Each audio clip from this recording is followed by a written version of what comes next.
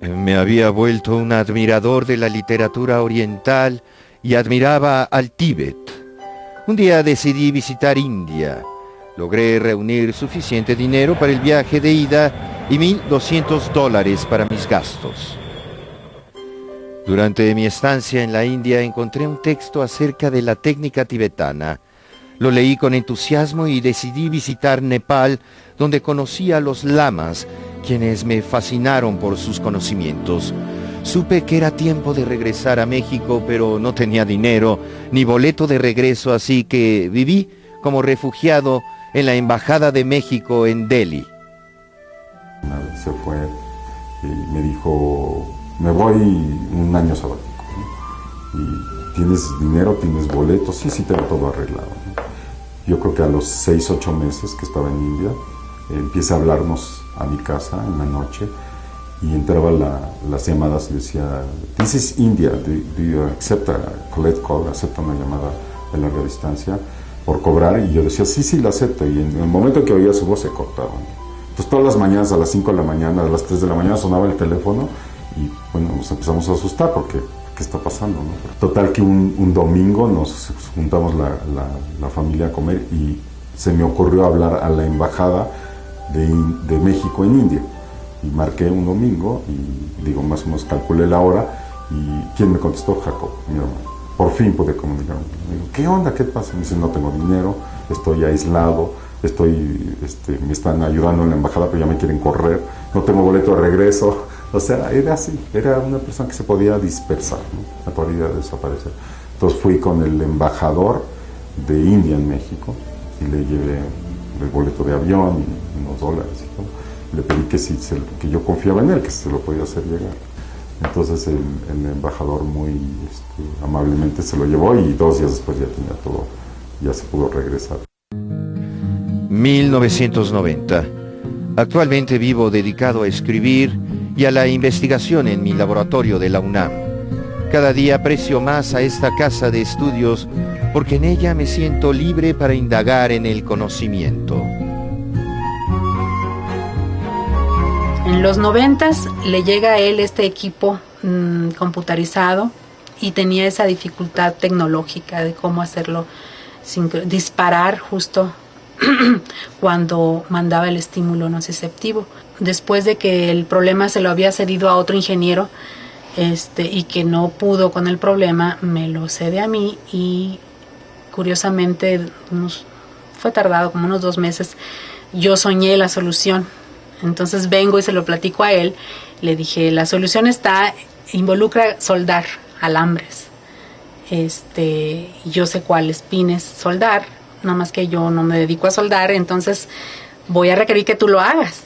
Y me dice él, yo encantado. Él fue mi tutor en la maestría y en el momento en que dejé de tener contacto con él, fue justo a la mitad de la maestría. Entonces, bueno, hasta ese momento había varias líneas de investigación. Estaba, por ejemplo, abierta una línea que era la de visión extraocular, el potencial transferido, que creo que es su máxima creación. Estaba lo de individualidad, que bueno, yo le llamo microestados, porque se trataba de ver huellas individuales en las personas, y cada línea generaba diferentes investigaciones, o sea, no era una sola investigación la que iba a valer la línea. El del potencial transferido involucraba a 2 individuos que tuvieran un cierto grado de congenialidad, de empatía. Al menos hasta ahí iban las investigaciones. Él intentaba hacerlo con gente que ni se conociera incluso, ¿no? Pero en el momento, en los 90s, él lo hacía con personas con un grado de empatía. Los metía a una cámara electromagnéticamente aislada y les decía que tenían que sentir la presencia del otro. En el momento que, bueno, unos 20, 25 minutos de interacción juntos en la misma cámara, en el momento que transcurrieron estos 25 minutos de interacción, él de alguna manera sutil le decía al otro, que ya estaba previamente de acuerdo, que se pasara al otro lado. Ambos sujetos tenían sus electrodos colocados. Entonces le pasaba a uno de ellos flashes, 100 flashes, alrededor de 100 flashes, y esto, la captura de los datos estaba sincronizado en la otra computadora con el segundo sujeto para que fuese al mismo tiempo, ¿no? La captura simultánea. Entonces, fuera de línea, él ya promediaba estas 100 respuestas y sacaba un potencial evocado visual en el área occipital. Y lo mismo hacía con el otro individuo que no había sido estimulado. Entonces encontraba cierta correlación entre esas respuestas. Otra investigación en la cual se entrenaba a meditadores para saber qué cambios había antes de que entraran a la meditación, es decir, antes de que empezara nada. Después, cómo iba avanzando la meditación.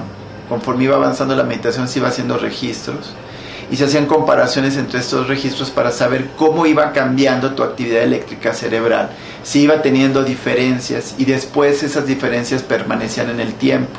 Logramos registrar a un chamán mexicano y a un monje tibetano en lo que él llamó el estado de mindfulness, que era como un estado de éxtasis, el estado el punto superior de la meditación, cuando estás en pleno trance profundo. 1 de cada 4 parejas lo obtenía, y siempre tenía que haber un grado de, cuando los sujetos decían ya siento que estoy comunicándome con él, no era en cualquier momento. Usaba una cantidad muy importante de su tiempo en tratar de articular lo que estaba viendo dentro de una subcultura quizá muy matizada por aspectos místicos, por aspectos tradicionales, etcétera, con lo que él sabía de psicofisiología humana y con lo que él sabía de física.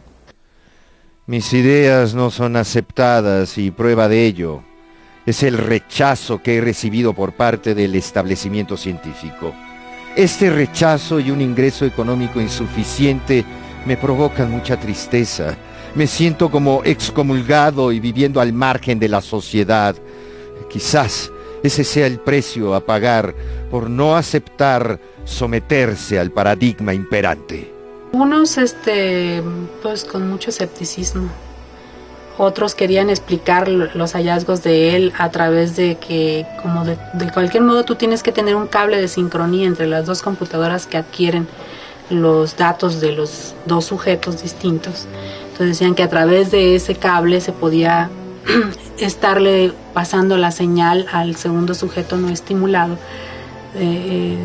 sobre el momento preciso cuando estaba sintiendo la estimulación fótica o la estimulación eléctrica. Pero algunos de ellos, bueno, la minoría, conociéndole a él como era de obsesivo con sus experimentos, tendrían a creerle, ¿no? Pero muy pocos de ellos. Jacobo tuvo muchos obstáculos en el camino para poder realizar sus investigaciones. Muchas críticas severas de sus compañeros de generación, muchas burlas acerca de lo que hacía, que recibía en directo, uno a uno. Muchas veces fue criticado y señalado por el tipo de población con el cual investigaba. Y eso, la verdad es que lo empezó a cuestionar acerca de qué pasos tenía que hacer para poder seguir investigando sin la necesidad de la autorización de una comunidad científica que realmente no estaba comprendiendo lo que estaba haciendo. Entonces él lo que hizo fue crear el instituto como un espacio para poder seguir generando investigación en el pensamiento de que en cualquier momento le podían decir adiós. Él estaba dispuesto perfectamente a someter a prueba esas suposiciones con todas las herramientas de la ciencia dura. Nunca dijo, pues no necesito someterlo a prueba, o esto es algo que o se cree o no se cree. No era un acto de fe, no era una cosa que dijéramos, pues la cosa es así, si no te gusta, pues piensas diferente que yo, ¿no? Sino que decía así, y habría que someterlo a prueba, y casi siempre acababa desarrollando un estudio.